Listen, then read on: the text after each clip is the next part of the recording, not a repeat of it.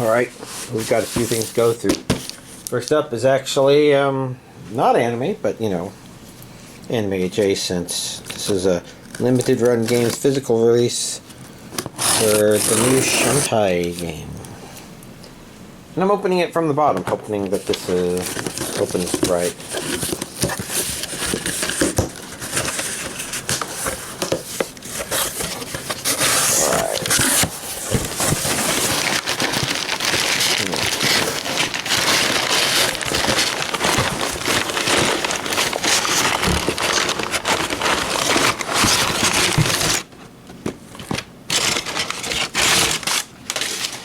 Oops.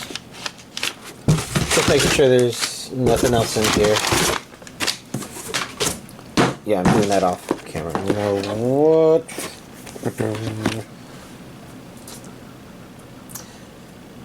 I'm just trying to think if I should open the other stuff. Why don't we open the other stuff so we can look at that in a bit more detail.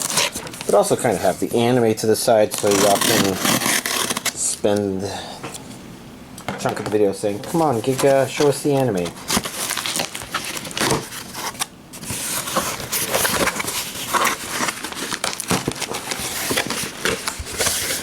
Especially since, you know, I think there's some pretty notable ones in here. Two more right there. And one more. This one from Right Stuff / Crunchy Munchy.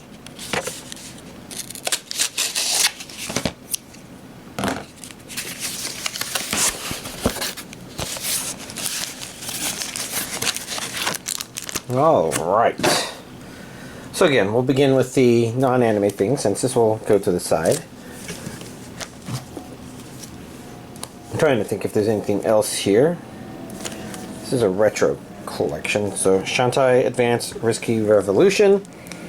Chronologically supposed to take place in between the first and second game, I believe. I'm not sure how much that actually matters. But, you know, if only I could get this plastic in my hand and finish opening this up. Alright. Now, the next question is, what's the next step to opening? Maybe sliding this up? Yeah.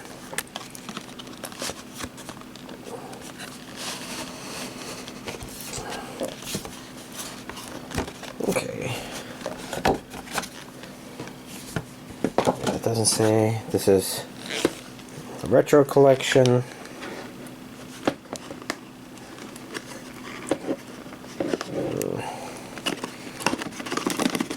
The tight packaging keeps not wanting to just slide open, which makes sense. Let's just be careful and make sure I don't accidentally make it tighter. So this is limited run game, risky.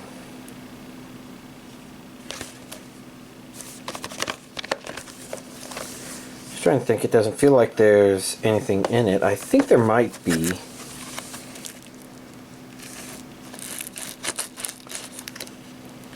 And we're going to continue opening it until I find out what all I have in here. Because this is supposed to be like modern print Game Boy Advance game, which it was really weird. Apparently some people were saying, oh no, they're using some off-brand parts. Like yeah, it's been, nobody's been manufacturing these for decades, so you're gonna have to go with things. Look at that.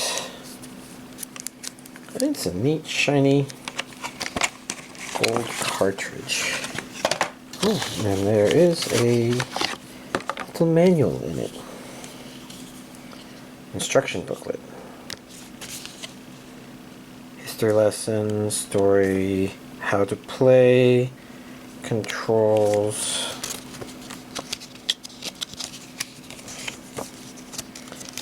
Main screen, sub-screen, shopping, saving, game over, battle mode hosting, battle mode troubleshooting, meet the cast,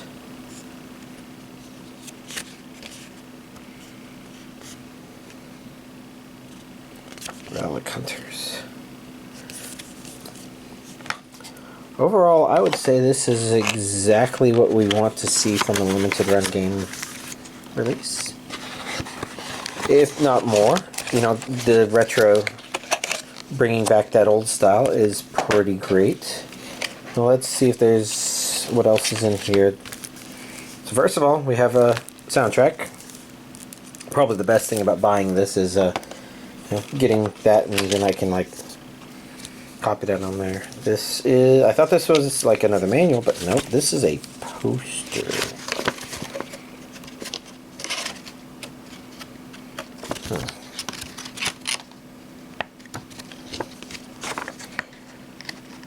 There we go. Oh, it's a double-sided poster. This is the back side. Oh, geez. Kind of hard to show all of this without, you know, like repositioning the camera, but well, neat stuff. Is that how it was? I think that's how it was. Feels like there's more in here, and I'm gonna try and figure out how to put it all back in, but I might try to do that off screen. Here we have a coin and a pin. Pretty cool, pretty cool. Getting deeper in here. This thing is heavy. Okay, I see. Slot for the cartridge, so you can display it. I already put the cartridge back in there. I don't want to spend too much time on here. Interesting. I can feel like this, that's not an instantly accessible depression, so this thing must be openable somehow. And I don't mean the plastic part is openable, I mean like the underlying thing. And I'm going to dig it out, because now I'm curious. Because worst case I could just put the cartridge in here and then maybe buy a digital copy or something.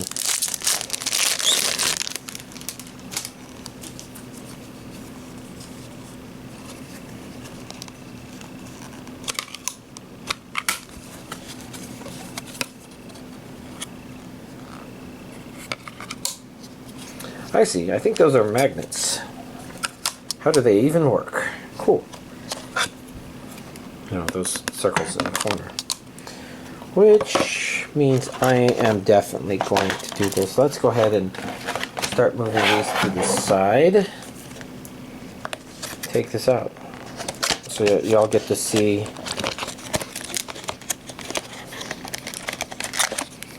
what this looks like in its final form. Its final collectible form. Its delectable collectible form. Yeah, that's alright. That should be fine. So take this and put it there. Put that on the front. That's a pretty neat little thing. Cool. Alright. Now let's start getting through the anime. Starting with Romeo's Blue Skies, which I might be a week late ordering. Sometimes with the Crunchy stuff, like Crunchy shipped it in a reasonable amount of time. This actually got delivered Friday, so you know, like it showed up in a reasonable amount of time. But yeah, I don't know. Let's see. Looking at the back, I see there that looks like it's all regions are A, B, and C. Audio, Japanese with English subtitles.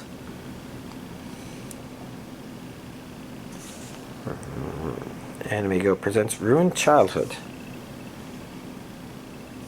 Clean op-ed. Just trying to think. Something around here should tell me whether this is a movie or a series. You have 3 discs, 275 minutes. It'd be a really long movie if it was that, but I'm pretty sure it's a series.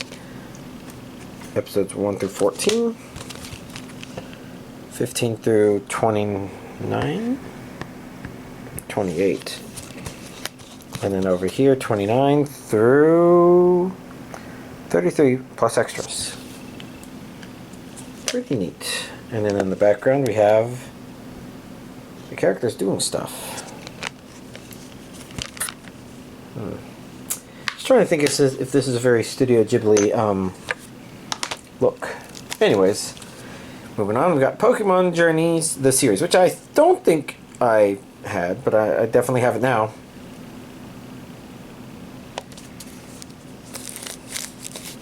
If I did before, I'm pretty sure someone out there will say, yeah, Giga, you already got this and you bought the individuals, so I'm like, oh.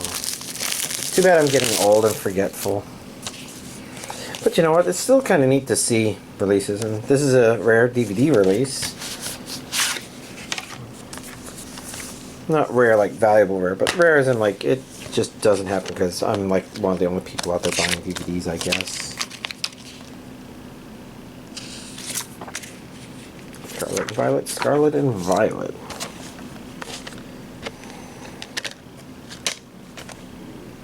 Yeah, that's right.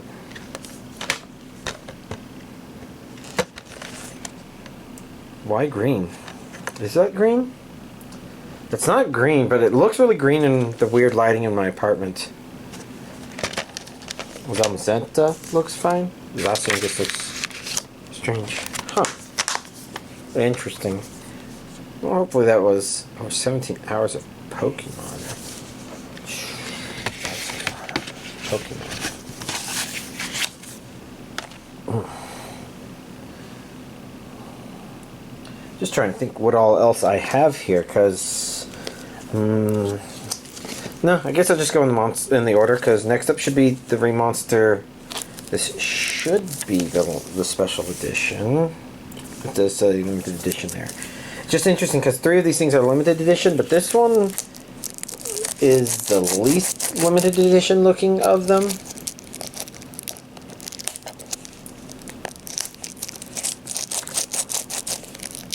And you know what? I flipped through Remonster, or at least some of the later episodes, and it's like, yeah, there were things about it that were neat. You know, weird, imperfect, sure, but you know, like it had this thing where it's every time it's like showing a new day, the boom, boom, boom, boom, and that made sense earlier on, but later on it didn't feel right.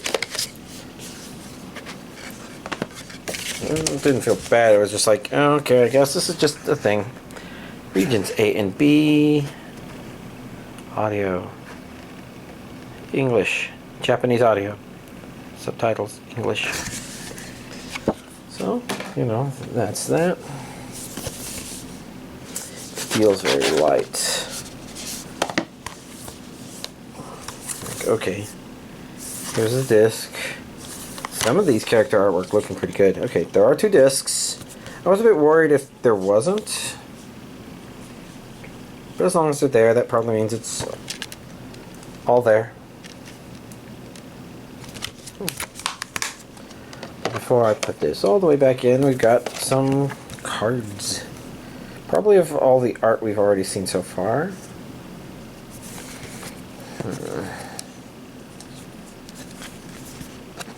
It's not coming apart.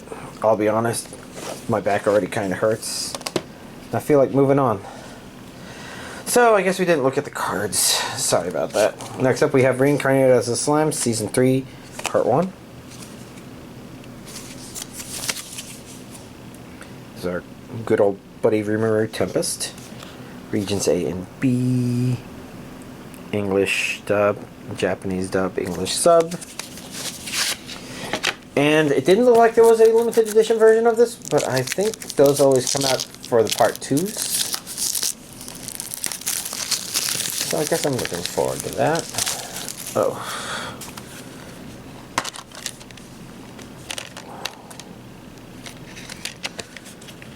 Okay.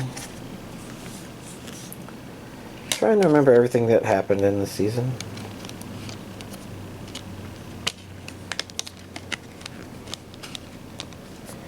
I guess I should clarify that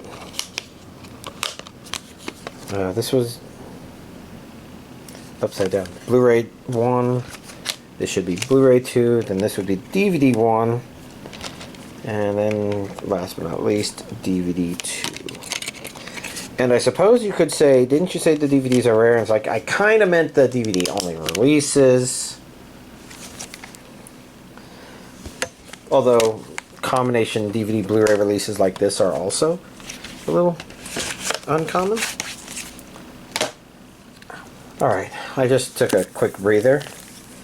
Next up, we got Solo Leveling Season 1. Limited edition version, of course. And it's interesting, because we've already seen Season 2. So like, this just makes it feel worth it to have watched it live, I guess. Regions A and B. English dub, Japanese dub, English sub.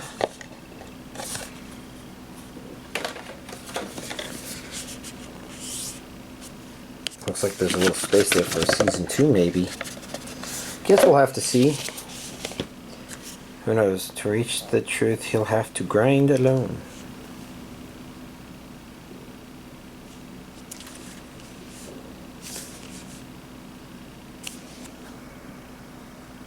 I was just trying to think if that was actually from Season 1 or not. Regions A and B. I think I already read all that stuff. But yeah, I think so. It feels like you don't get to see enough of the characters to care until... So we had 2 discs, Blu-ray. Next up comes, looks like DVD.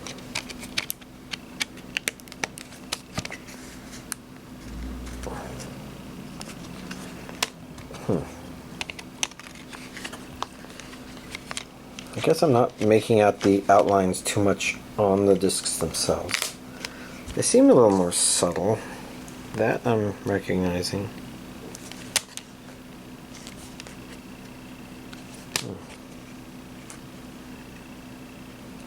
Well, it is what it is. With that said, that's not all that this is. Because this one contains 4 art cards and a sticker sheet.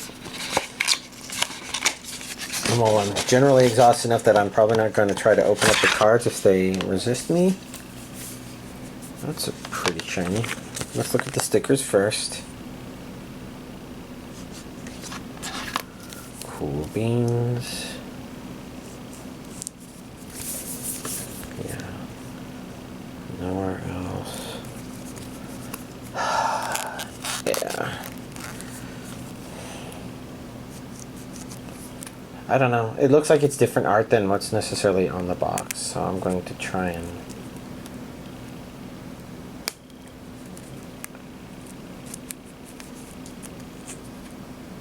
Should be open enough that...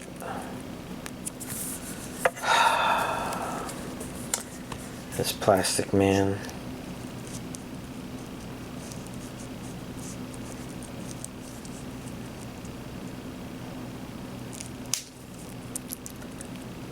How annoying. Am I getting the plastic? Am I just getting... See, I want to be careful, because if I'm not careful, I'm going to paper cut the underside of my thumbnail, which will hurt like a bitch.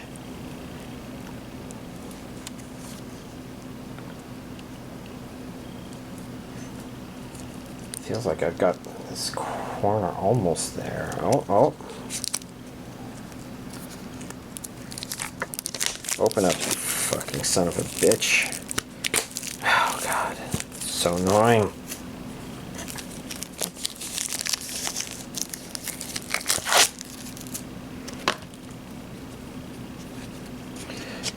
Because these felt thicker. What does the back look like? Definitely art card, not postcard.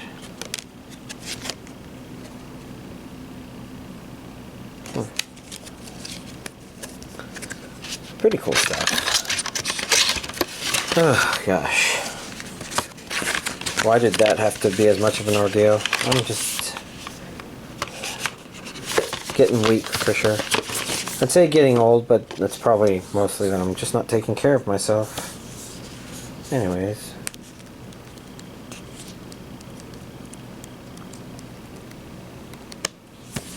Anyways, art book. It didn't jump out as much flipping through it. What is in it? I wonder how much that is me. Huh. Last but not least, we have Ayla sometimes hides her feelings in Russian, which I didn't watch.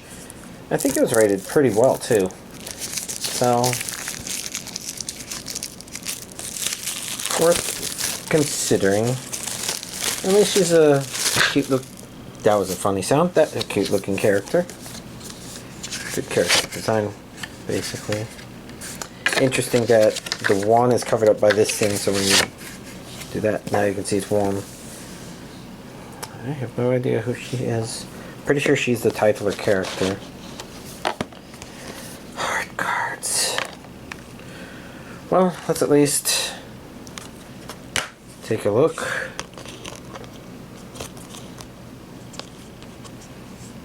Two discs. Okay, on the inside is her, on the outside is the titular character. It's like, is she really hiding her feelings in Russian by doing that? I don't think so, but, you know, I don't speak Russian. I've played Tetris a little bit, but I can see this art right here is different, which kind of makes me want to dig into it for y'all's sake.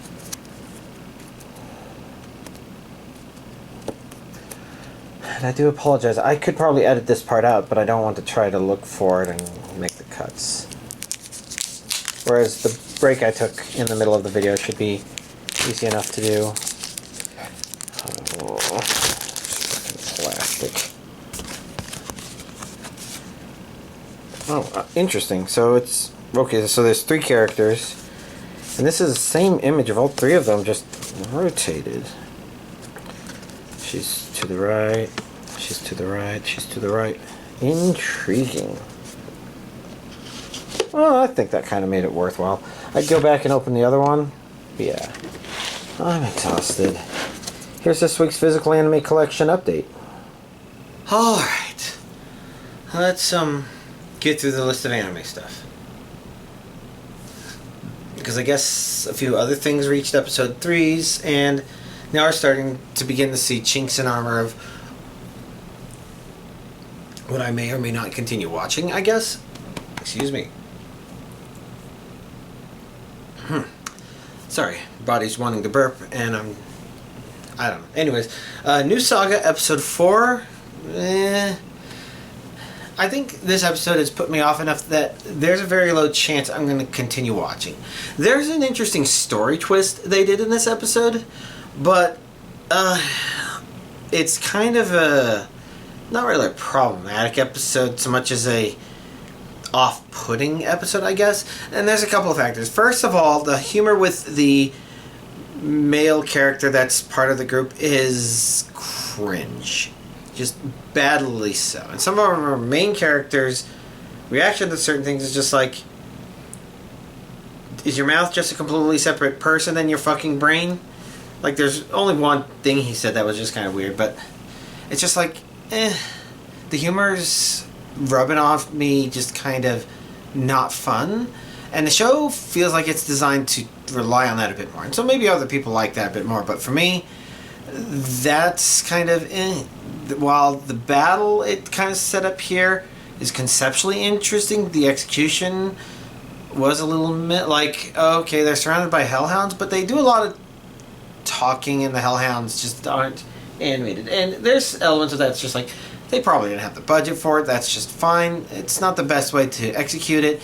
The problem is with everybody else's off-putting attitudes, I guess. I just don't know if I care. And fuck that maid who just woke up in what felt like the most unnatural waking up of any character waking up from a sleep spell ever and acting the way she did. Like, it gives a feeling of the characters going through the motions. And on top of the cringe, I don't know if that's balancing out. We'll have to see if I change my mind, but it's very meh. Let's see. Reborn as a Vending Machine, episode 4. Speaking of cringe, although I didn't feel like this was as bad as the new Saga stuff, the question is if they continue leaning too hard into it for a one-off episode thing. The priest guy is very over the top. But it is kind of funny because the episode is correct in asserting that there is a similarity between him and our main character who got turned into a vending machine. A sort of obsession, if you will. Now, granted, the other guy's a bit more of a perverse. A bit more is a really big understatement. But, I don't know. I guess we'll see what the next episode does from here. What were they trying to do? I don't know. But, you know, I might watch the next Cleatus episode 4. A handful of things happened here that I expected. A couple of things I didn't expect to have happen. I do feel like lots of good things about it, especially, you know, the titular Cleatus. I feel like they're just nailing what they need to do with him very well. And the biggest advantage of that is it means this series feels like it has a purpose. It has this idea that it's exploring and moving towards, and a very convincing reason for why it is moving forward. And it does a good job of giving us hopes for what it's going to feel like from a messaging perspective. Like, is it going to feel like a story with a purpose? And right now, it feels like it. But yeah, you know, I'm continuing to look forward to it. And again, some of the things that are unexpected, but just really neat in a very unique Cleatus sort of way. Good. Onio, Kiten, Rebirth, verse episode 4. I think so. I didn't like where episode 3 ended. I did like what some of episode 3 did, but I think episode 4 made up for a lot of it. It didn't emasculate the main character too much. I'm blanking right now on what the exact form of that word is, so I apologize. And while I do feel like there was a part in there where he did apologize to people, this one felt very genuine, heartfelt, nice moment. Otherwise, the show feels like it moves a little bit fast, but not like too fast.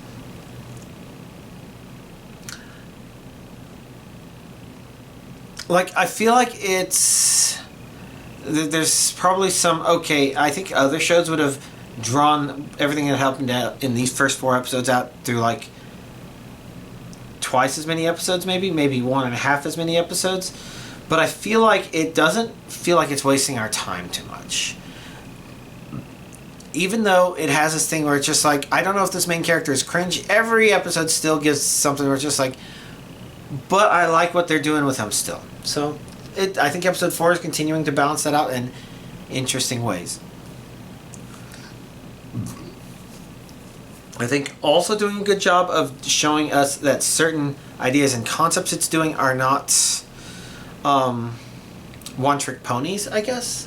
So I want to see where it's going to go. Rising of the Shield Hero, Season 4, Episode 3.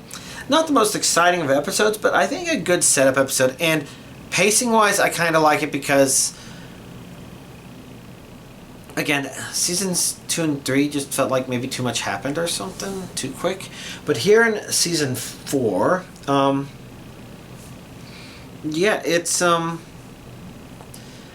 feels like it's trying to do something with its time as opposed to, and it's hard to say how much it feels related to our main character, but it feels better than the previous season. Because, right, Season 3, okay, yeah, Season 2 is just really fucking quick. And Season 3 didn't feel as quick, but it was just so many characters. This episode did have feelings of, I worry if it is a little too much focused on another character, but I sort of feel like this time, unlike some of the other ones, it feels a little more relevant to our main character. And I'm not sure if it's necessarily as much as like Season 1 or something like that with characters introduced there, but it feels better. So the only problem I have is I want to see Episode 4, because Episode 3 was pretty much a setup for whatever's going to happen in Episode 4. And I have certain things I want to see happen. I want to see a certain little girl beat the everlasting snot out of a certain guy, and then have that happen just immediately, instantly, and then a certain other little boy then has his emotional moment that maybe ties everything that this season has been doing so far together. So, we'll have to see. And hopefully it feels like it's still connected to our main character. Reincarnated as the Seventh Prince, Season 2, Episode 15. What happened in this episode? Fun stuff. This show continues to be... If it's something that I think you enjoyed in Season 1, I think Season 2 probably continues to do it. It's just like, how? I mean, obviously just making Lloyd unhinged as fuck every once in a while is enough to be quite fun. And this one does it without feeling like it's just repeating the same idea and tropes. In fact, it did all of that, and then it kind of had an ending. It's just like, okay, that's interesting. Where are you going to go with the next episode? So, I'd say a fun episode. New Panty Stocking with Garter Belt, Season 2, Episode 3. Entertaining enough stuff, I guess. I did miss that it was going to be a 3-episode, single episode. In other words, it's not 3 episodes long, it's 1 episode chopped up into 3 little mini stories, kind of quick. A Fast and the Furious reference in there, I think. I mean, the title definitely gives that impression. Some of the character designs gives that impression. And it's got a similar Panty Stocking with Garter Belt sort of raunchiness to it. Granted, I did feel like it was on a smaller budget, but I think it could be endearing to people. I just didn't think it was necessarily endearing to me. That's right, you had the samurai episode, then you had... What was that one? Because I thought the samurai episode was okay enough. Just a little quick, interesting character there, so it'd be interesting to see what they're planning to do with him. I forget what the middle episode was. Oh well, but will I continue watching it? Hard to say, because there's some risk of me just not feeling in the mood for it, but it doesn't necessarily feel like it's because this season is worse than the original, but I would have to go back and watch the original to say, okay, yeah, that one had me entranced at every single episode, and this one just doesn't. And I don't think that's the case, because I don't remember the first season that well, just bits here and there. But maybe I'm just getting old and tired. Oh well. Welcome to the Outcast Restaurant, Episode 4.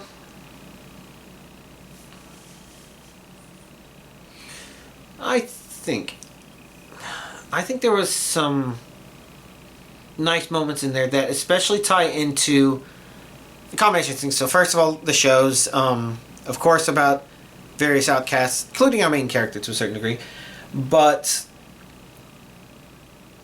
I think this was an episode that was also very strong in the slave girl direction.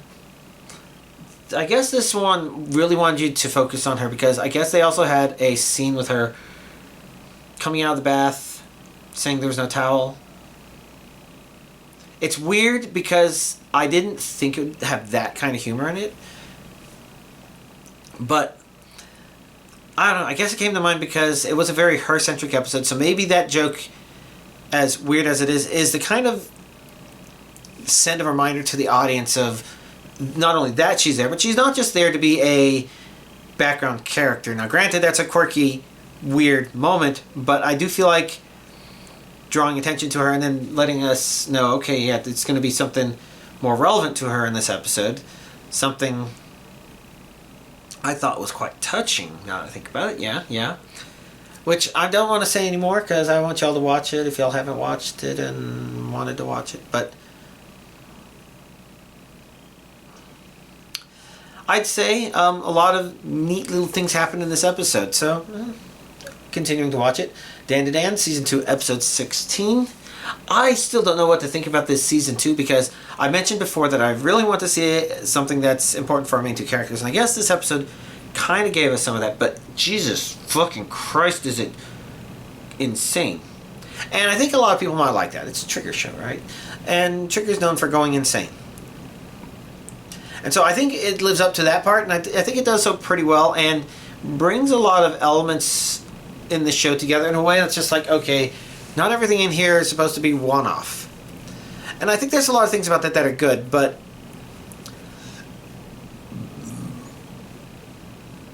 yeah, still not quite sure what to make of it for our main two characters. And I do apologize for all of the burping. Well, anyways, Water Magician, episode 4. Oh, yeah, it had that interesting fight. I think the show's doing a really good job of continuing to give us stuff that's just entertaining on its own without giving us the stuff that's like, okay, and here's where the show shoots its shot. Like, for example, you know, our main character is now in Civilization, and the guy he was helping was part of one of the most beloved and powerful parties in the town, and one of the members of his party does not believe what she heard regarding what our main character has been able to do. But they haven't set things up so that he's interacting with her a whole lot.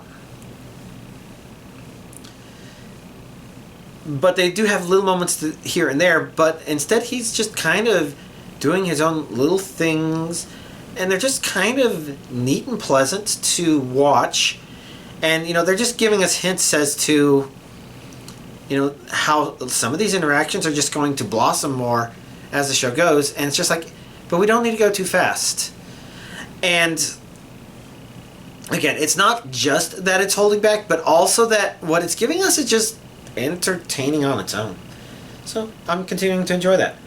Dr. Stone, Science Future, Season 4, Part 2, Episode 15. That's a lot of stuff. I think entertaining enough stuff. Just more Dr. Stone stuff where even though they've set things up as they are, they're not stopping to do science stuff. Or they're not stopping doing science stuff. And they're not stopping what they're doing in order to... You know, basically they're finding a good balance of all that stuff. So, I'd say still staying fun. Secrets of the Silent Witch, Episode 4. I'd say we had more touching developments in this one as well.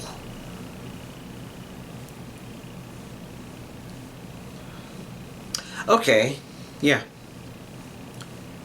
Neat stuff. I do want to see where they're going to go with this, because it sort of resolves some things that were happening, but it's not... It's still in a sort of...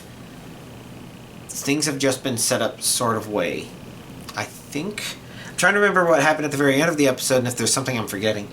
But, you know, I think I liked everything this episode did. Togan Ani, Episode 3. I guess it continues to do a lot of very standard by-the-book shonen sort of stuff. Maybe also rushing through some of it in a good way, where it's not indulging in the fluff, so to speak. But I don't know. Like, I say it like it's being very stereotypical, but I mean that in all the good ways, where I think somebody that would be a junkie for this kind of stuff, like I would be for medieval fantasy. I mean, I tolerate some really junky shit. Don't get me wrong. I think people would like this, and I don't think you would call it junky shit, but maybe it's playing with the tropes in a straightforward way, but it knows that, and it's like, let me show you things that just make me cool. And it's interesting to ponder seeing more. There's good heart at the heart of it, I guess. But we'll have to see. The fact that it's dubbed gives it a good chance of surviving being cut out, just because I can put it on in the background while playing Terraria or something like that. So we'll have to see. Kaiju Number 8, Season 2, Episode 14. And definite improvement. In fact, so one of the things that's nice about this episode is I don't think they gave us good moments of action for our main character. Like the first season was jam-packed full of them. But instead they're giving us something kind of reminiscent of Spider-Man 2, but I feel like it's more meaningful. So like, this would be the original Sam Raimi Spider-Man series with Tobey Maguire as Spider-Man. And so, like, maybe some of the themes for Kaiju Number 8 Season 2 that are being explored are reminiscent of Spider-Man 2. But I think the big difference to which makes this feel actually really great is this feels like a natural consequence from the end of what happened at Season 1. Whereas, I don't know that you have that same feeling in Spider-Man 2 because they weren't necessarily planning to make it when Spider-Man 1 was being made or was made. Excuse me, sorry. But, yeah. So far I think it's the positive aspects of that without some of the negative feeling drawbacks. So, like, Spider-Man 2, there's elements of it that just feel frustrating. Not necessarily in an I can't watch this bad way, but in a way where it's just like, but I understand why they're doing it.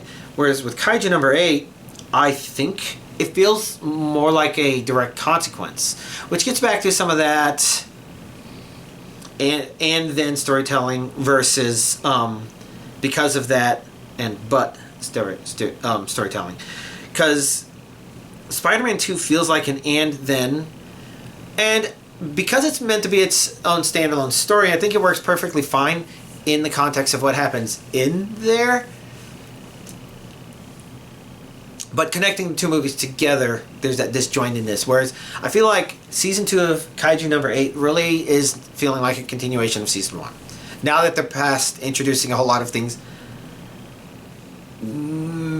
that normally we would want to be introduced through our main character as opposed to through secondary characters. So when they introduce tertiary characters through secondary characters, it weakens it. And that was really the problem with Season 2, Episode 13. But Season 2, Episode 14, again, our main character, we're seeing things from his perspective again, and I think it's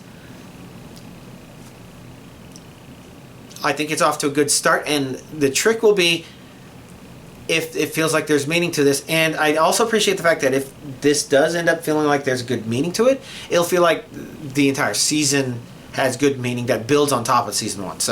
So far, Season 2 is off to a strange, but I'd say a promising start. Very promising. Let me see.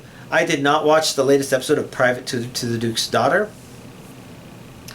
It looked like it was a recap episode because it was an episode 4.5 and it had recap in the name. And I couldn't help but feel like fucking bullshit. Because normally you have recap episodes in order to catch up on budget or time or something like that. And sometimes when something's long enough, you also have recap episodes in order to recap all the important things that happen. The problem is, all the important story beats that happened in these last 4 episodes probably could have been told in 2 episodes. So it feels like a recap is too much too soon. And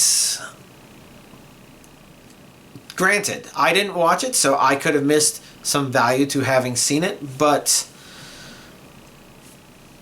I don't know. I was already kind of iffy about the show because while it's kind of mostly about the relationship between him and the 2 girls, it isn't necessarily in a way that feels the most fluid. Like when he's teaching them spells, the way it presents it isn't in a way where it's just like, yeah, I feel like he's teaching them. You kind of have to wait for them to tell you, by the way, he's secretly adjusting formulas and teaching them formulas, and I guess they know formulas behind the back. It's just like, well, why didn't you show us that instead of what you did show? Because otherwise it feels like a kind of generic relationship with them. Kind of means, I don't know that it feels like it's doing anything especially fresh with it, but usually you make up for that with, but here's what we're doing with him being their teacher. Whereas, yeah, it feels like it's lacking certain kinds of magic for me, I guess. So it's close to the chopping block. Shy Hero and the Assassin Princesses, episode 4. What all happened in this episode? I guess I can think of. So they made sure with this episode that you get the feeling they're not following a formula.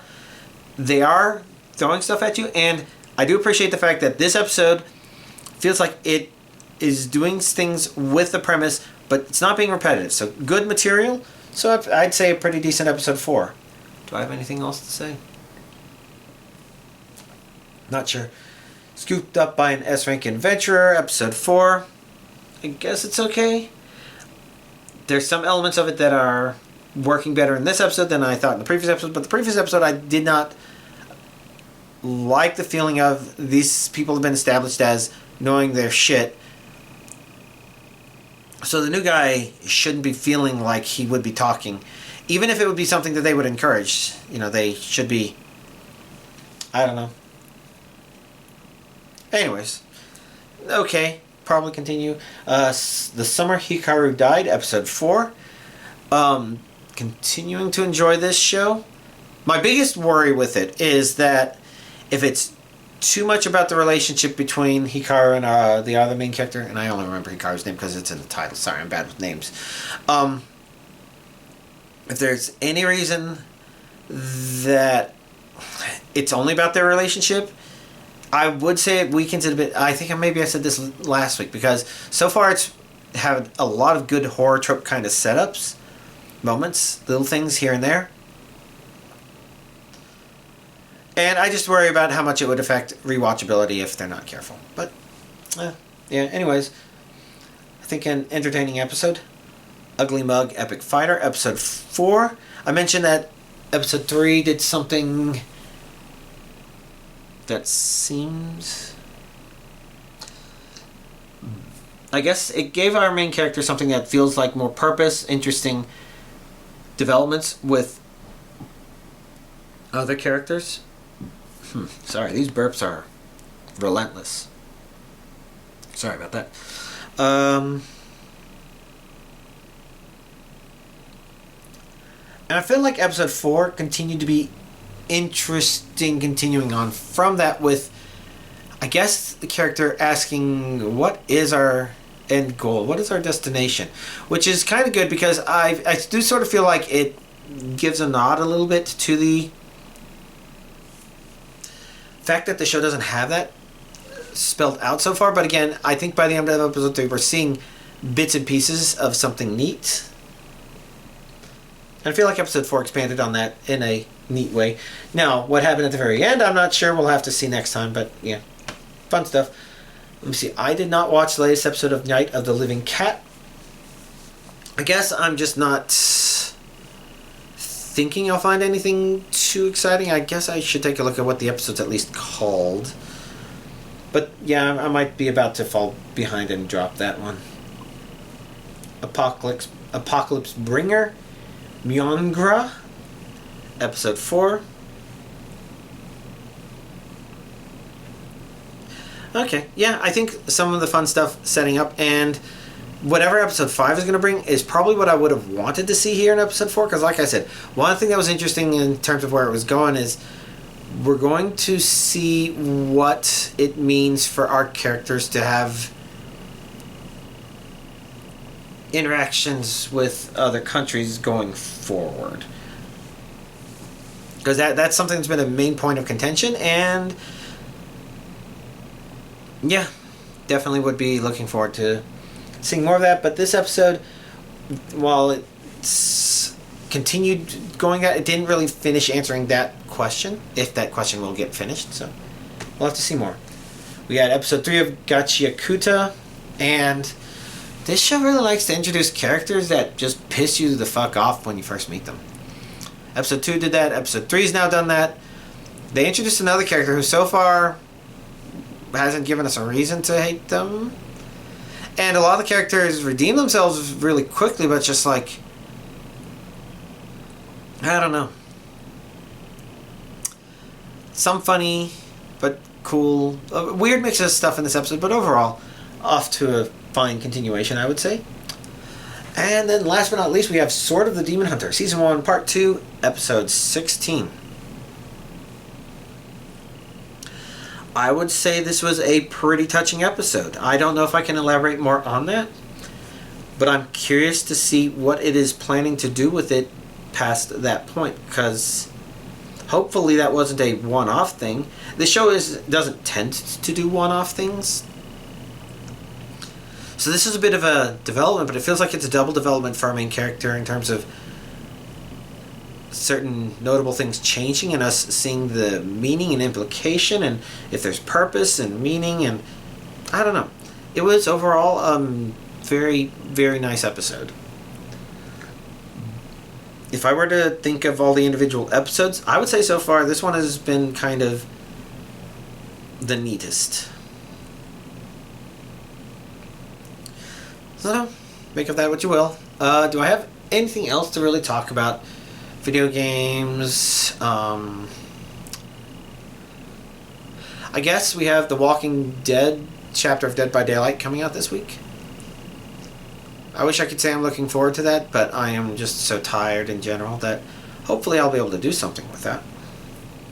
I guess I can't think of anything. And this video has gone on for a long time. It feels even longer for me because I've taken a couple of breaks because I'm just so exhausted. And then that doesn't include the burping.